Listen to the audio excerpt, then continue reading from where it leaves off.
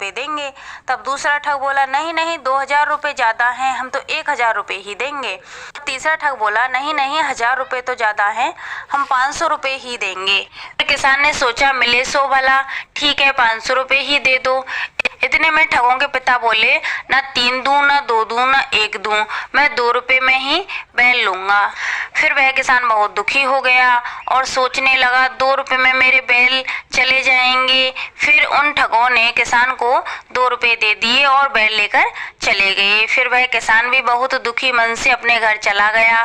तब किसान अपने घर पहुंचा तो उसकी पत्नी ने पूछा, सुनो जी आप तो बैल लेने गए थे, तो आप बैल नहीं लेकर आए? तब उस किसान ने अपनी पत्नी को सारी बात बता दी और कहने लगा कि उन ठगों को सबक सिखाना ही पड़ेगा। फिर वह किसान अपनी पत्नी के कपड़े और गहने पहनकर उसी रास्ते से चला गया। फिर वह चारों ठग उसे उसी रास्ते में मिल गए। फिर उस किसान ने घूंघट करके उन ठगों के सामने रोना शुरू कर दिया और कहने लगा मैं क्या करूं, कहाँ जाऊं, मेरे पास कोई काम नहीं है और 2 दिन से भूखी भी हूँ।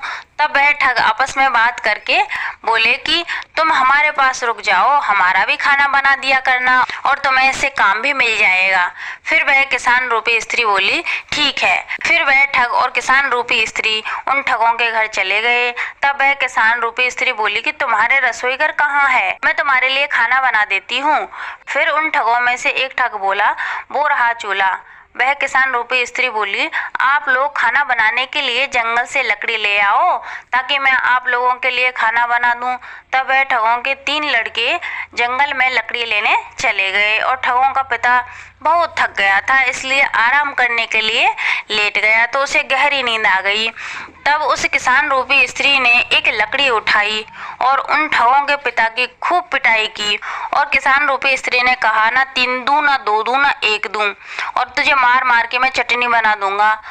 तब उन ठगों के पिता की किसान ने खूब जमकर पिटाई की और वहां से चला गया। फिर उस ठग के तीनों पुत्र जंगल से आए तो उन्होंने देखा कि उनके पिता की बहुत बुरी हालत थी।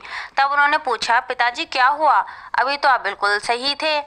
तब उन ठगों के पिता ने कहा अरे वह स्त्री नहीं थी, वह किसान था जिसके हमने बैल लिए थे। फिर वह पिता बोला